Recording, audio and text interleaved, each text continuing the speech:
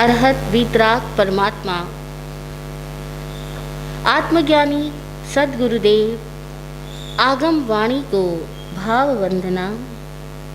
उपस्थित भव्य आत्माओं की भव्यता को प्रणाम। जिन शासन सदा जयवंत रहे, आज दिन तक इस युग में, हर युग में अनेकों ऐसे ज्ञानी पुरुष हुए जिन्होंने अपने आप को जाना, स्वयं को दोषों से मुक्त किया और इस जगत के अन्य भव्य जीवों की जिज्ञासा पर ऐसी वाणी वागरी कि बहुत सारे लोग भी उनकी वाणी से प्रकाश को प्राप्त करके दोषों से मुक्त हो पाए।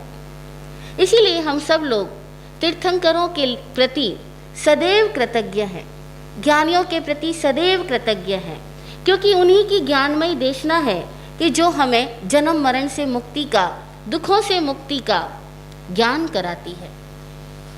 हम में से अधिकांश लोग अपने पिछले जन्मों को, अपने भावी के जन्मों को नहीं जानते, और नहीं जानते इस कारण से कई लोग इन्हें नहीं मानते। जब जानते नहीं तो मानते भी नहीं। तो कुछ लोग हैं जानते तो नहीं लेकिन मानते हैं कि मैं पहले भी था और बाद में भी होऊंगा। जो लोग जानते नहीं लेकिन मानते हैं, मानने वाले लोगों में भी दो प्रकार की श्रेणियां होगी। एक वे जो मानते तो हैं लेकिन मन में शंका मौजूद है। मानने के साथ शंका रहती है। अगर कोई मानने वाले व्यक्ति को उसकी मान्यता के खिलाफ तर्क दे दे, मान्यता के खिलाफ तर्क दे दे, तो वो व्यक्ति कंफ्यूज हो जाएगा। वो कहेगा हाँ आपकी बात में दम तो है, हमने देखा तो नहीं स्वर्ग नरक, हमने देखा तो नहीं मरने के बाद कुछ होगा भी या नहीं होगा, क्या पता खत्म ही हो जाऊंगा, हमने देखा तो नहीं हम कहीं से आए हैं, तो हम कैसे माने, क्या पता ये सारी बातें झूठी हो। व्यक्ति शंका में आ जाएगा, कहेगा हाँ ठीक बात है, क्योंकि अगर आप बंद पेटी में भी, बंद पेटी में अनाज पड़ा हो, वहाँ भी जीव पैदा हो जाते हैं। तो अब लोग सवाल कर सकते हैं कि बंद पेटी में जीव कहाँ से आए, कोई कारण तो नहीं था इन जीवों के आने का, और बंद पेटी में जीव पैदा हो गए। तो इसका मतलब ये हुआ कि जीव वातावरण के संयोग से पैदा हो जाता है, जीव वातावरण के संयोग से खत्म भी हो जाता है। तो इसके लिए कर्मों की क्या जरूरत है?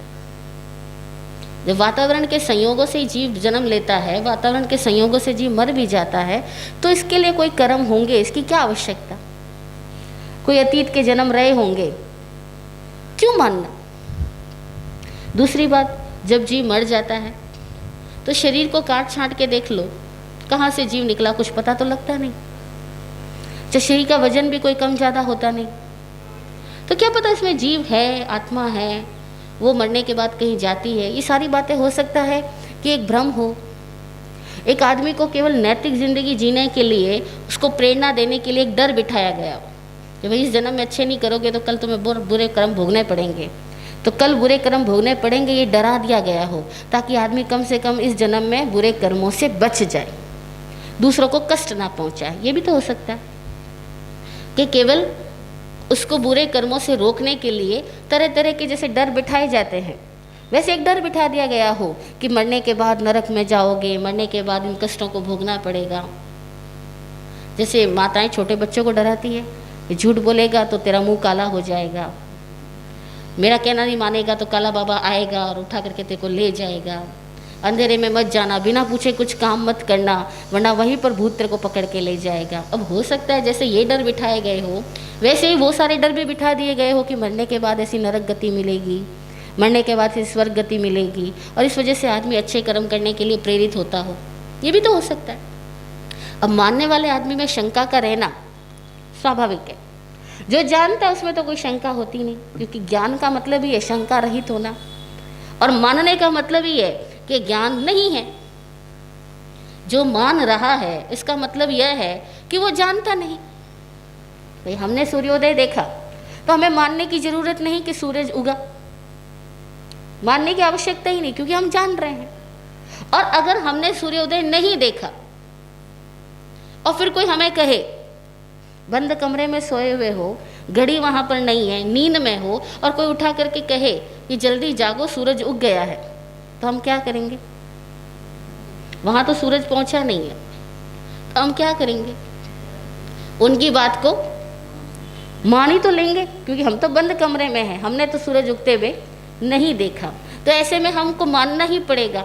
और जब मानेंगे तब ये भी साथ के साथ मन में रहेगा कि क्या पता ये मेरी धर्म पत्नी मुझे जल्दी जगाने के लिए ऐसा कह रही हो कि सूरज उग गया है, और जबकि अभी तक सूरज ना ही उगा हो, ऐसा भी तो हो सकता है। तो अब वहाँ शंका रहेगी ही रहेगी।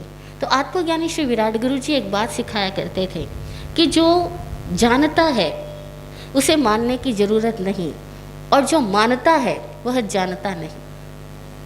जो मानता है वह जानता नहीं, और जो जान लेता है उसे फिर मानने की जरूरत रहती ही नहीं। जानना ज्ञान है, मानना ज्ञान नहीं है। लेकिन मानना ज्ञान नहीं है तो नहीं मानना भी ज्ञान नहीं है। ध्यान दीजिएगा, जानना ज्ञान है, मानना ज्ञान नहीं है। लेकिन अगर माने नहीं तो नकार दे, तो नकारने से ज्ञान होगा क्या? तो विराट गुरु जी कहते थे कि अगर आपने बिना जाने माना तो भी ज्ञान नहीं हो सकता, और बिना जाने नकार दिया तब भी ज्ञान नहीं हो सकता। अब जनरली दो तरह के लोग होते हैं, या तो वो बिना जाने मान लेते हैं, और या वे बिना जाने नकार देते हैं। हर एक तत्व के संबंध में, केवल गति, स्थिति, इसके संबंध में ही नहीं, हर एक व्यक्ति के संबंध में भी। जैसे आप और हम किसी व्यक्ति की चर्चा करें जिनको हमने नहीं देखा, हमने केवल उनके बारे में सुना है, तो हम क्या करेंगे? या तो हम सुन करके उसकी कुछ खूबियों को मान लेंगे, या हम सुन करके उसको नकार देंगे कि कुछ नहीं होता। कोई हमें कह दे एक आदमी ऐसा है जो सदा सच्ची बोलता है, तो हम क्या करेंगे? हमें से अधिकांश लोग कहेंगे फालतू बात है, ऐसा कोई आदमी आज के ज़माने में हो ही नहीं सकता जो सदा सच भी बोलता और बिजनेस भी करता और पैसा भी कमा लेता हो, ऐसा हो ही नहीं सकता। हमें से अधिकांश लोग ऐसी बातों को नकार ही दिया करेंगे। लेकिन कुछ लोग ऐसे भी होंगे जो उनको मान लेंगे। लेकिन मानने या नकारने दोनों से ही ज्ञान की प्राप्ति नहीं हो सकती। ज्ञान की प्राप्ति के लिए एक आदमी को मानना और नहीं मानना, इन दोनों से ही मुक्त होना पड़ेगा। पर मानने और नहीं मानने दोनों से मुक्ति बिल्कुल भी आसान नहीं है, बहुत मुश्किल है। क्योंकि आज दिन तक बचपन से हमें मान करके बड़ा किया गया, मनवाया गया है ना। और हमेशा बचपन से माता पिता क्या कहते थे? मेरी बात मान लो। उन्होंने कहा मेरी बात जान लो। कहा किसी ने कि मेरी बात जान लो? सबने क्या कहा? मान लो। अच्छा, जब साधु संतों के पास गए तो उन्होंने क्या कहा? हमें मान लो, हमारी बातों को मान लो, हमें अपना गुरु मान लो, और हमारी बातों को धर्म मान लो। और हमने जो कह दिया बस 100% सच है, उसके आगे कुछ सोचने की ज़रूरत नहीं है। तो हमें मानना ही सिखाया गया। और जब मानना ही सिखाया गया तो हमने मान तो लिया, लेकिन फिर कोई दूसरा पावरफुल व्यक्ति आ गया और वो बहुत अट्रैक्टिव पर्सनैलिटी वाला था, और फिर उसने कुछ और बातें मनवानी शुरू कर दी। तब क्या हुआ? तब हम फिर से कंफ्यूज हुए। हमने कहा वो पहले वाले सच थे, अब ये वाले सच है। भी सपोज एक बच्चा पैदा हुआ, किसी मंदिर मार्गी घर में पैदा हो गया, ठीक है। अब घर वाले सब मंदिर मार्गी महाराज साहब के पास ले जाते हैं, और वे मंदिर मार्गी महाराज साहब उनको कुछ कुछ बातें सिखाते हैं, कुछ संस्कार देते हैं, और वो कहते हैं बस यही भगवान हैं, ऐसी पूजा करने से भगवान प्रसन्न होते हैं, ऐसा ऐसा करने से हमारे सारे कर्म दूर हो जाते हैं, और ऐसा ऐसा खाने पीने से हमारे सारे पाप कर्म बंध जाते हैं। बच्चे ने मान लिया। और उसके बाद में सपोज वो व्यक्ति किसी स्थानकवासी साधु के पास चला गया, और स्थानकवासी साधु ने कह दिया ये मूर्ति में बिल्कुल भी भगवान नहीं होते हैं, ये सब मिथ्यात्व है, ये तो एक पत्थर से बनी हुई है, और किसी भी पत्थर को रखने से क्या वो भगवान हो जाएंगे क्या? और उन्होंने अपने अपने तर्क दे दिए, जैसा कि हर साधु देगा अपना तर्क। अब वो व्यक्ति क्या होगा? जो पहले उसको भगवान मान रहा था मूर्ति को, अब उसको मूर्ति भगवान नज़र नहीं आने लगेगी। अब वो मूर्ति के सामने जाएगा तो हाथ जोड़ते हुए डरेगा कि कहीं ऐसा तो नहीं मुझे मिथ्यात्व लग रहा है। पहले हाथ जोड़ते हुए डरता था कि अगर हाथ नहीं जोड़ा तो भगवान जी मुझसे नाराज हो जाएंगे, क्योंकि सामने भगवान बैठे हैं और मैं हाथ नहीं जोड़ रहा हूँ तो ये मुझसे नाराज हो जाने वाले हैं। और उसके बाद में किसी दूसरे साधु ने कह दिया कि इसमें तो मिथ्यात्व लगता है, अब वो हाथ जोड़ते हुए डरेगा कि अगर हाथ जोड़ दिया और मुझे मिथ्यात्व लग गया तो। है या नहीं? है ना? कौन सी सदी ऐसी रही जो इस तरह की भ्रमणाओं से युक्त न रही?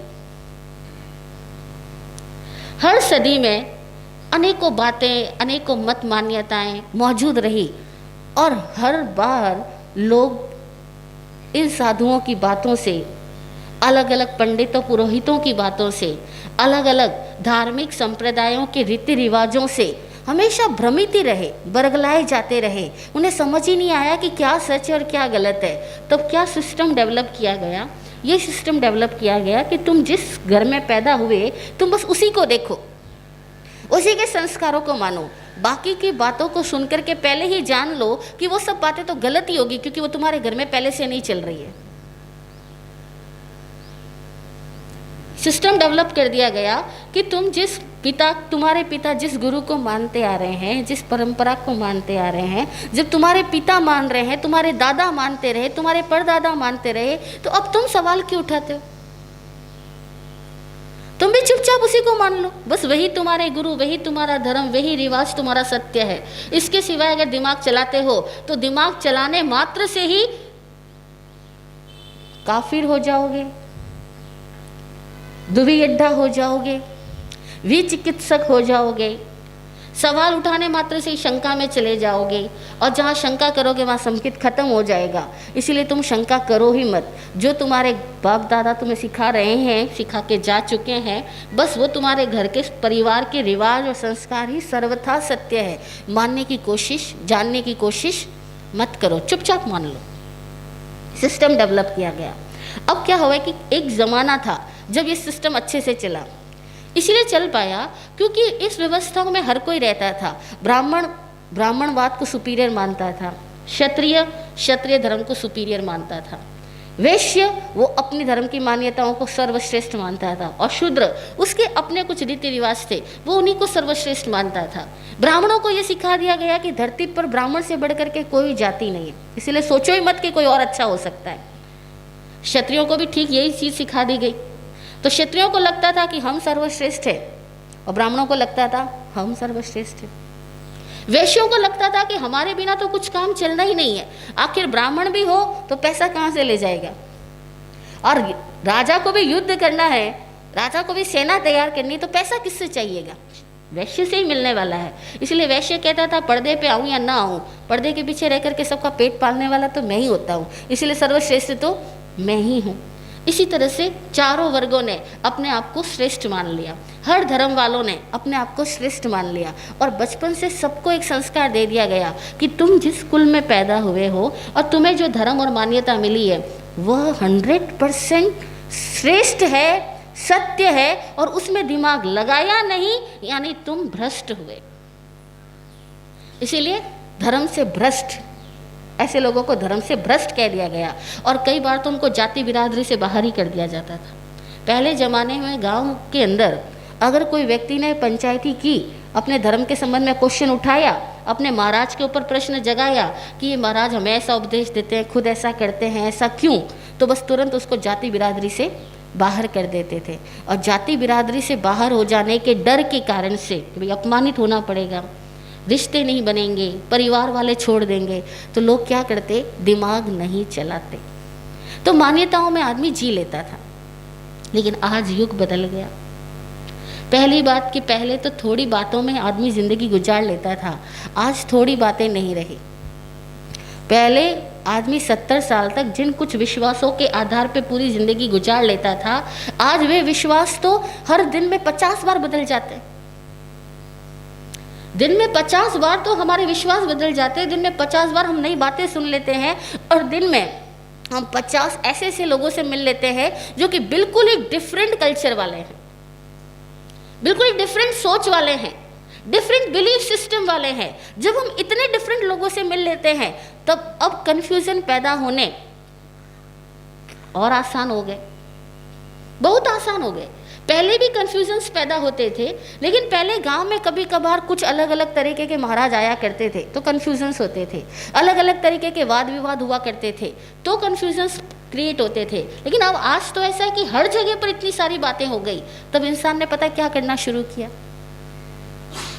पहले मान्यता में शंका आती, सुन करके शंका आती थी, और तब भी लोग शंका उठाने का साहस नहीं करते थे, अपनी शंका को खुलकर कहते नहीं थे, और अगर कोई खुल करके कह देता तो उसको अपमानित होना पड़ता, उसको निर्लज्ज करार कर दिया जाता था। अब आज बदल गया ज़माना, अब इतनी सारी मान्यताएं हर एक बच्चा सुनता है, क्योंकि बच्चा घर में कुछ देखता है, कॉन्वेंट स्कूल में पढ़ने जाता है वहाँ कुछ और सुनता है, स्टडी की बुक्स पढ़ता है वहाँ कुछ और देखता है, और जब मीडिया को देख रहा होता है तो मीडिया में उसको इतनी तरह की बातें मिल रही होती है, तो उसको और इतनी सारी दुनिया की खबरें मिलती है कि उसके दिमाग के अंदर कोई एक मान्यता की पकड़ तो बन नहीं पाती। लेकिन अब बच्चा क्या करता है? क्या वो वाकई अभी भी सत्य को खोजने की कोशिश करता है? नहीं करता। पता अब क्यों नहीं करता? क्योंकि वो ये कहता है कि वे सब अपनी अपनी दुकानदारी चला रहे हैं, सब अपनी अपनी बातें कह रहे हैं, हमें दिमाग लगाने की ज़रूरत ही क्या है, सबको ही छोड़ दो। पहले ज़माने में अगर एक जैनी को कोई दूसरा मुस्लिम या हिंदू या कोई और ब्राह्मण की सोच वाले सिद्धांत आ जाते सामने, तो जैनी व्यक्ति जब तक उसका खंडन मंडन ना कर दे तब तक उसको चैन नहीं आता था, क्योंकि उसके पास में मुद्दे ही क्या थे ज़िंदगी के लिए? यही तो मुद्दे थे। रोजी रोटी होने के बाद में सारे वाद विवाद करना ही उसका मुद्दा था।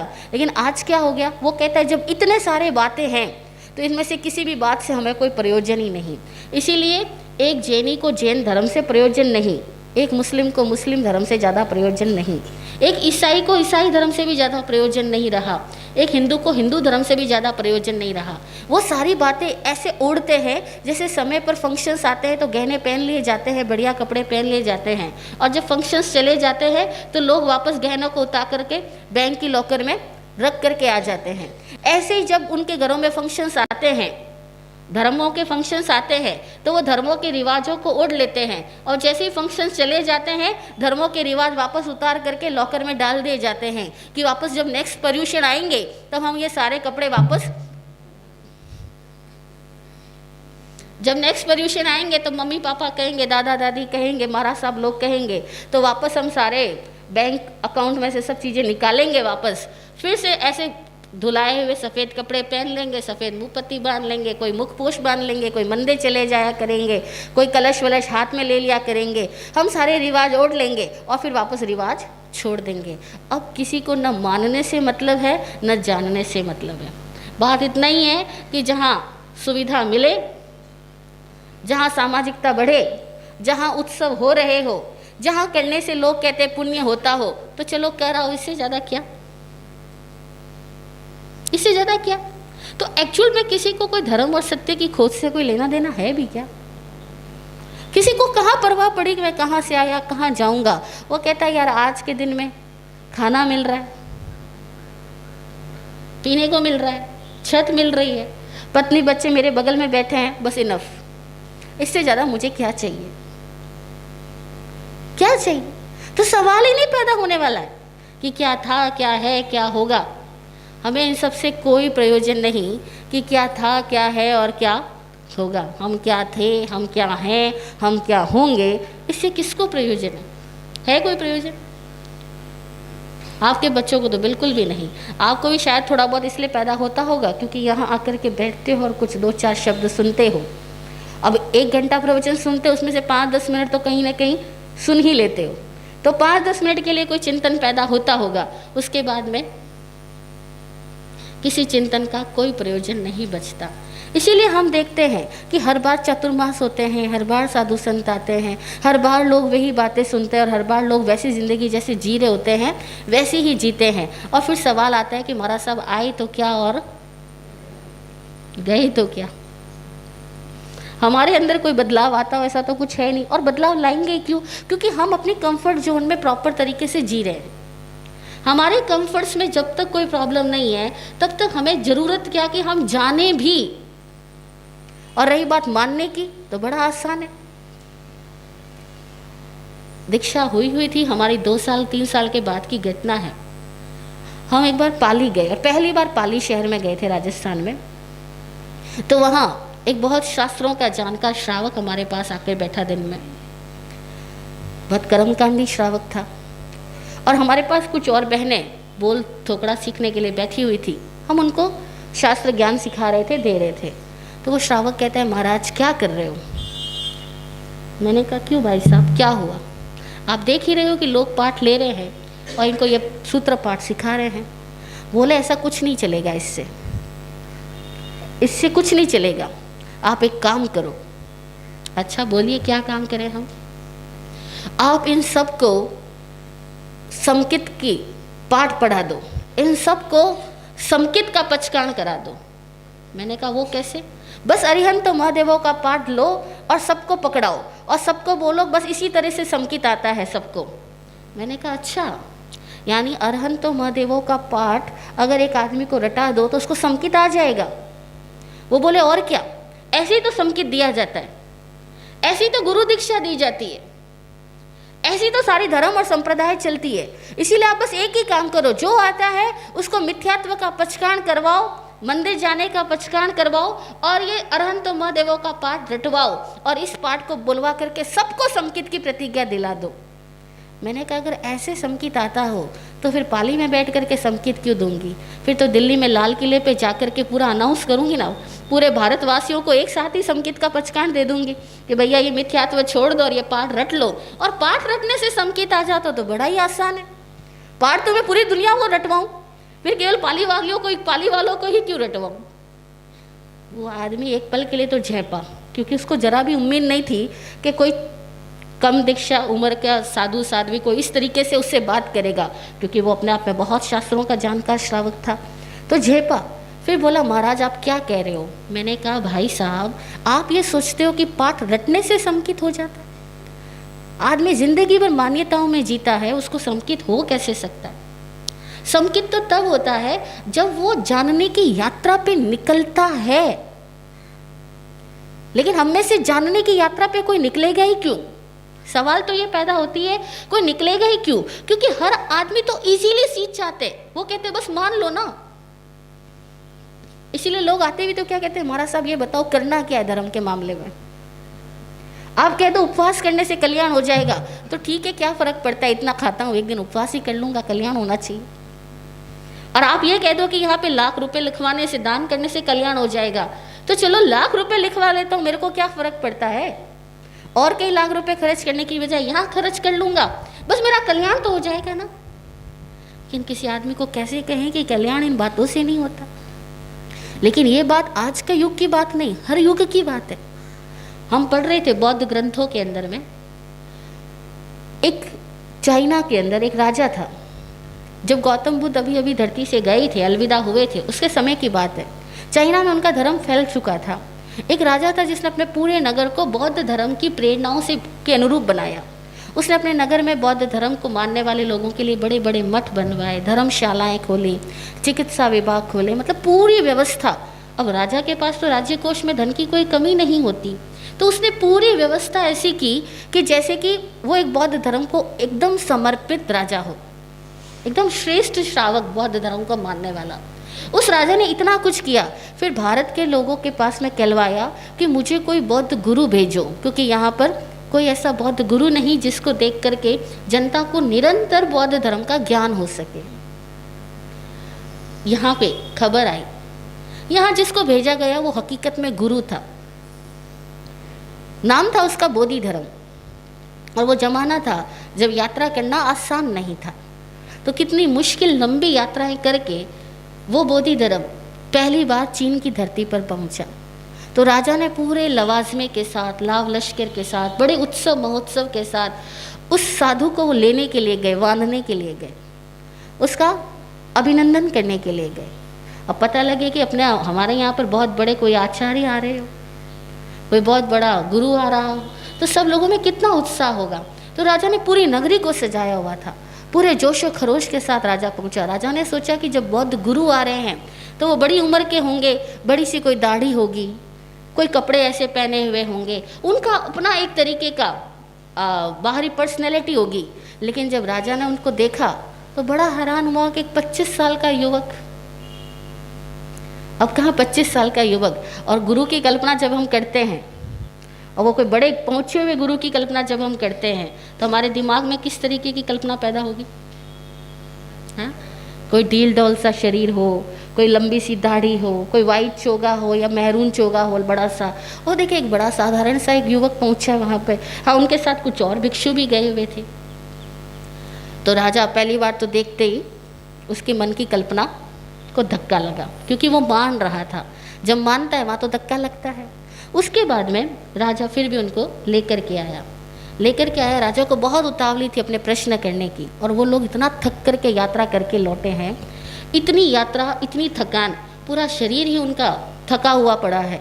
और जैसे वो आकर के बैठे कक्ष के अंदर में, तो राजा पूछने लगा कि मैं आपसे एक सवाल पूछना चाहता हूँ।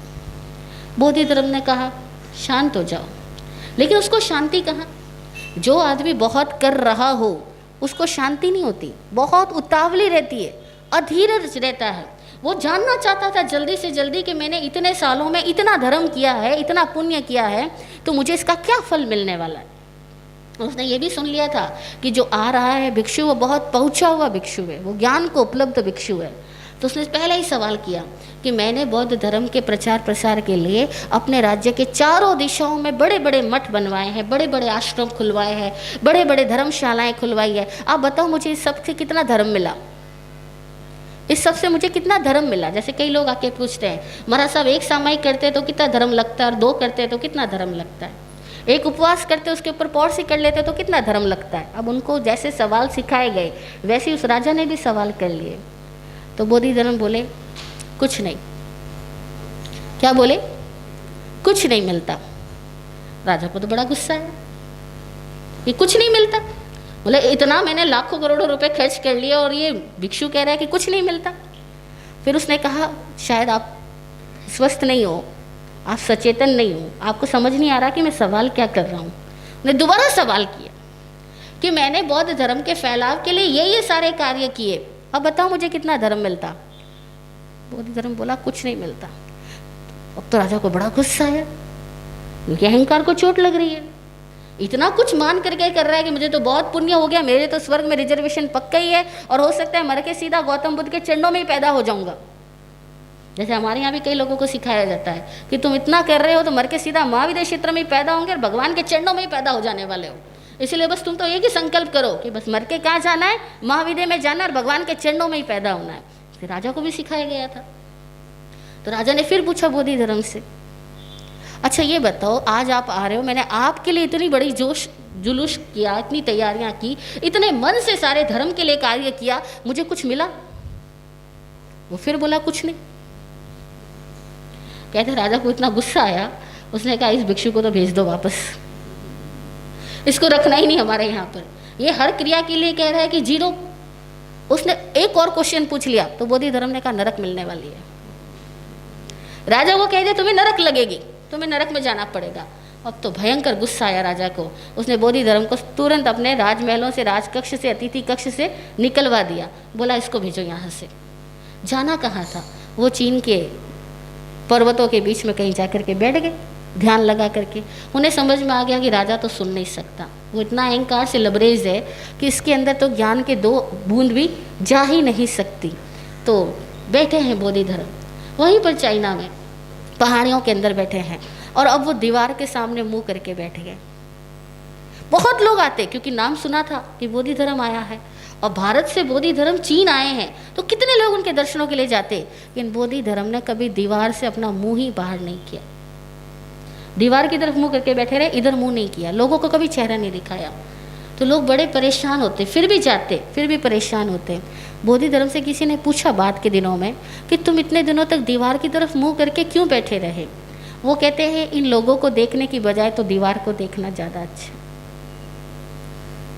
इन लोगों को देखने की बजाय तो दीवार को देखना ज़्यादा अच्छा है, क्योंकि लोग कभी सुन ही नहीं पाते। वो इतने भरे हुए हैं शब्दों से, मान्यताओं से, अपने पुण्य पाप की धाराओं से, कि वो कभी सत्य के लिए खुलते ही नहीं है। तो मैं किसके लिए दीवार से मुंह इधर करूँ? नहीं किया वर्षों तक बोधि धर्म ने अपना मुंह। एक बार उनको मुंह करना पड़ा दुनिया की तरफ। वो क्यों करना पड़ा? उसकी एक घटना घटी कि एक व्यक्ति आया जो वाकई जिज्ञासु था, वो मान्यताओं से परे जानना चाहता था, और जो मान्यताओं से परे जानना चाहता है वो हकीकत में लाखों में कोई एक आध ही होता है। इसीलिए हम चाहे कितना घमंड कर लें कि हम जैनी हैं, जैनी हैं, जैनी हैं, लेकिन अगर हमें जैन शब्द की परिभाषा आए ना, कि जैन शब्द कहते किसको है, जैन यानी क्या? जैन जो जानने की यात्रा पे निकला उसको जैन कहते हैं। जो जानने की यात्रा पे निकला वह जैन, और जो जान चुका वह जिन। जो जान चुका वह जिन है, और जो जानने की यात्रा पे निकला वह जैन है। जो जागने की यात्रा पे निकला वह बौद्ध, और जो जाग चुका वह बुद्ध। बुद्ध और बौद्ध, जिन और जैन। जो जानने की यात्रा पे निकला वो जैन, जो जान चुका वो जिन। जो जागने की तैयारी कर रहा है, अपने आप में जाग रहा है, वो बौद्ध है, और जो जाग चुका वह बुद्ध है। जो अनुभव कर चुका वह वेद है, और जो अनुभव की यात्रा पे समर्पित हुआ, तैयार हुआ, चल पड़ा, वो वैदिक है। जो कल्याणमय हो गया वह शिव है, और जो अपने आप में निरंतर अकल्याण को निकाल रहा है और अपने भीतर के कल्याण का सृजन कर रहा है वह शैव है। शिव और शैव। शिव वह जो पूर्ण कल्याणमय हो गया, उपद्रवों से रहित हो गया, और जो अपने आप को उपद्रवों से रहित कर रहा है, कषायों से रहित कर रहा है, वह शैव है। लेकिन हम सब ने इन सारे शब्दों के वास्तविक अर्थों को कभी जानने की कोशिश नहीं करी। हम सब यही कहते हैं, कुछ पाठ रट लो, कुछ मान्यताएं मान लो, कुछ रिवाजों को फॉलो कर लो, और हम अपने अपने धार्मिक हो जाएंगे। और ये धार्मिकता ऐसी होती है जैसे हमने बाहर अपना मेकअप किया हो। तो जैसे ही हम मेकअप करते हैं वैसे ही हम धार्मिक होने का भी एक मेकअप ही करते। तो बोधि धर्म कब उसने दीवार से अपना मुंह बाहर किया, एक जानने का जिज्ञासु युवक उसके पास आया, और जब युवक ने देखा, बोधि धर्म के सामने रिक्वेस्ट की कि आप मुंह इधर करो, मेरी तरफ देखो, मैं आपके चरणों में कुछ ज्ञान के लिए आया हूँ।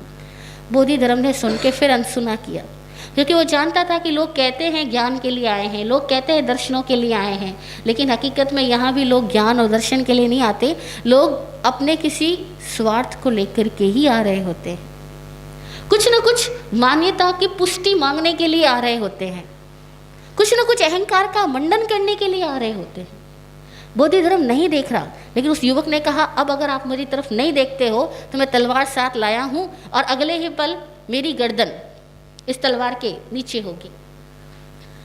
और बस उसने तलवार उठाई और गर्दन पे मारने शुरू ही किया था कि बोधि धर्म उल्टा एक फुर्ती से मुड़ा और उसने तलवार पकड़ ली। और बोधि धर्म ने कहा, हाँ तुम अपना गर्दन काट के रख सकते हो, तो यानी अब मैं तुम्हारी तरफ देख सकता हूँ।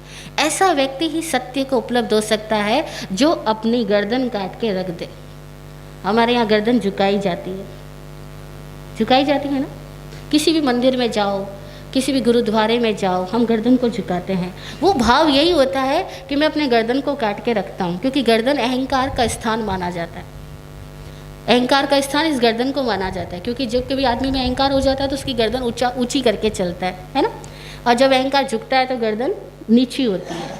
तो हमारे यहाँ गर्दन नीची करने का यही कारण है कि भैया अहंकार को छोड़ दो। वो युवक बोला, मैं अपनी गर्दन काटने को तैयार हूँ। वो गर्दन काटने वाला था, बोधि धर्म ने दीवार से अपना मुंह बाहर कर दिया। देखना यह सत्य कब प्रकट होगा, जब एक आदमी में जानने के लिए इतनी गहरी जिज्ञासा होगी। और जब तक ये जिज्ञासा नहीं होती है तब तक मान्यता होती है, और मान्यता में शंका रहती ही रहती है। इसीलिए मान्यताओं के सारे झगड़े हैं। जो लोग कहते हैं धर्म के नाम पे झगड़े हैं, जो लोग कहते हैं विश्व में आज दिन जितने युद्ध धर्म के नाम पर हुए उतने युद्ध और किसी चीज़ के नाम पे नहीं हुए।